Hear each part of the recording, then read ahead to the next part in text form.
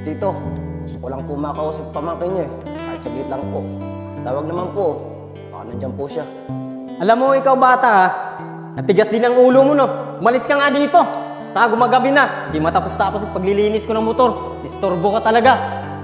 Kapag-inom na nga lang, para mawala yung problema ko. Ay, ako.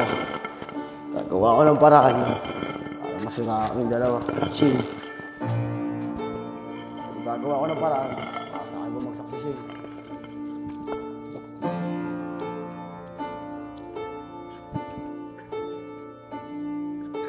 Kuya, wag po! Kuya, ano ba ginawa ko sa inyo? Wala naman po akong kasalanan na. Pati po akong ginaganito. Kasalanan? Marami kang kasalanan para sa akin. Masyado ko lang. Kaya dapat sa'yo mamatay.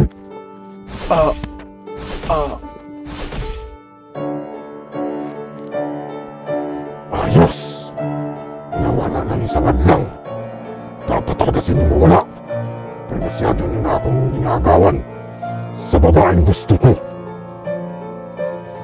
Meron pa man lang. Kailangan niya rin mawala.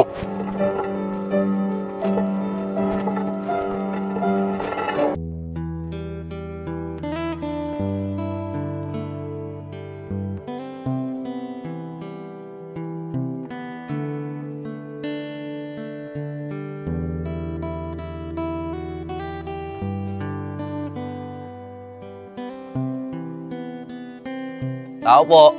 Tao po. Uy, Yayag, ikaw pala yun. Shane, pwede ba tayong makausap saglit lang? Sasabihin sana ako sa yung importante. Pwede naman, saglit lang, lalabas ako.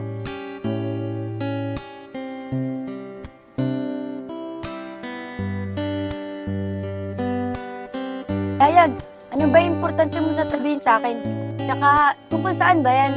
Shane, nabalitaan ba nangyari kay Apong? May pumatay kasi sa kanya kagabi. At di pa alam sino gumawa sa kanya nun. Ano, Yayag? May pumatay kay Apong. Ano na ba nangyayari? Noong una, si Oscar. Tapos ngayon naman, si Apong. Alam mo, nag-aalala ako sa inyo ni Iber. Baka mamaya, isa naman sa inyo ang mawala. Teka nga lang, Shane. Anong ibig mong sabihin?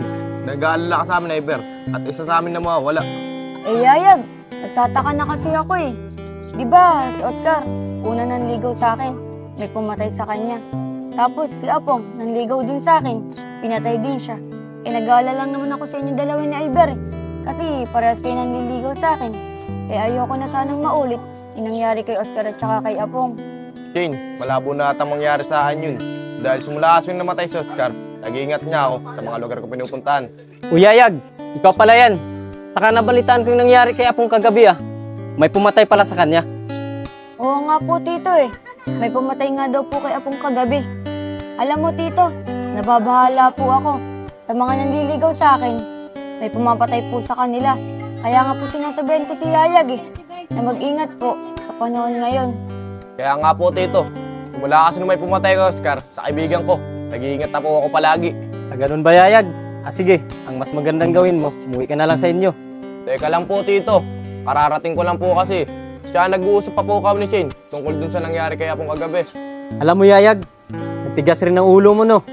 Ako na nga nag-alala sa'yo, nagagalit ka pa sa akin. Baka kasi may mangyari sa'yo masama, kami yung sisi ng mga magulang mo. At alam nila, dito ka pumupunta at naliligaw sa pamangkin ko. Sige, Shane. Uwi na muna ako. Sige po, Tito. Mauna na ako. Sige bata, mag-ingat ka palagi ha. Kasi lahat ng mga nanliligaw sa pamangkin ko, may pumapatay sa kanila. Sige po, Tito. Maraming salamat sa paalala. Hindi ko po kakalimutan yun. Grabe naman tong tito ni Shane. Kararating ko lang, pinalis agad ako. Malas.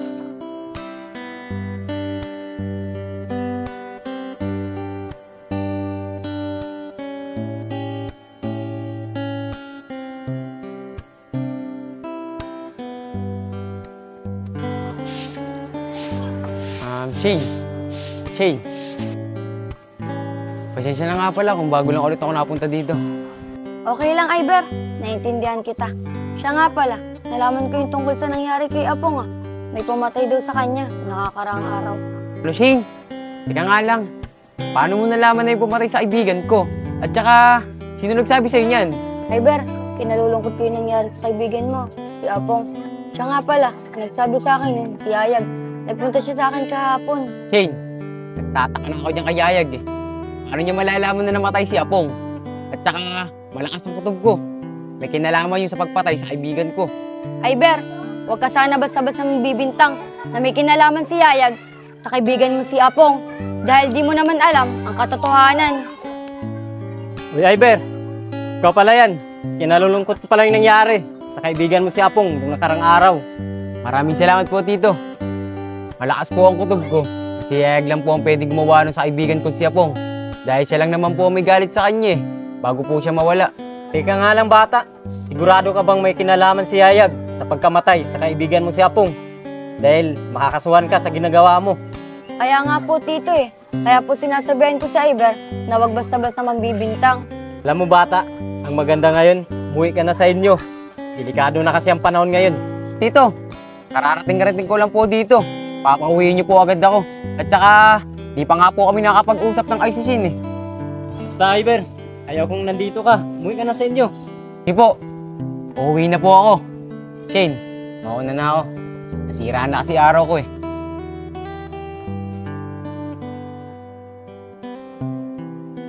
Grabe naman tong tito ni Shane. Kararating-rating ko lang, papauwiin agad ako. Araw ka rin sa akin. Uy Shane, dalagang-dalaga ka na no. Ang dami nang nanliligaw sa'yo. Kaya nga po, Tito eh. Alam mo naman, mana sa kapatid mo kay Nana. Jane, magandang gabi nga pala. Pwede ba ako dito makatambay? Uy bata, bawal kang tumabay rito. Kita mo yung nag-uusap kami ng pamangkin ko. Disturbo ka talaga. Dito, tatambay lang naman po ako eh.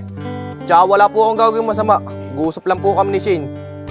Alam mo ikaw bata ka, umuwi ka na sa inyo. Kita mong nag-uusap kami ng pamangkin ko. Di ka ba nakakaintindi? Tito, tama na nga po yan. Sige, Yayag, umuwi ka na muna. Bukas na lang tayo mag-usap. No bata, narinig na yung sinabi ng pamangkin ko. Kaya umuwi ka na. Masyado na itong nagiging pakalimero yung tito ni Shane. Nakakasira talaga ng araw. Jane, buka muna.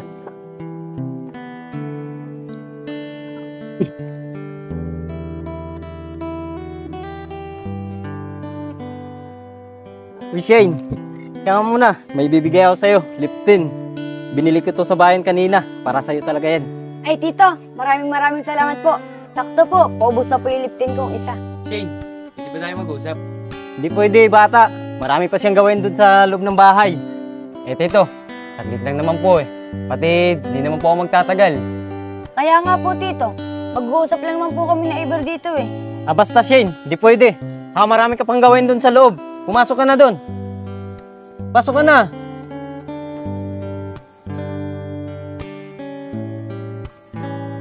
O ano bata? Nakita mo nang pumasok na yung pamangkin ko. Kaya umalis ka na.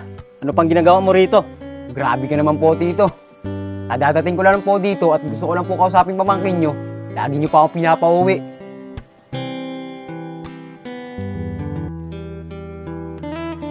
Nagiging pakalamero na itong Tito ni Shin. Hindi naman sa dating ganan. Nasisira ang diskarte ko sa kanya. Hello paring Chano. Kumusta ka?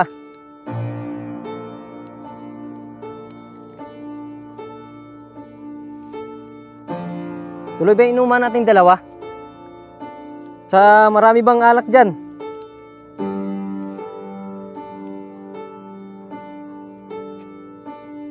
Paring Chano, saglit nga lang, parang may sumusunod sa akin.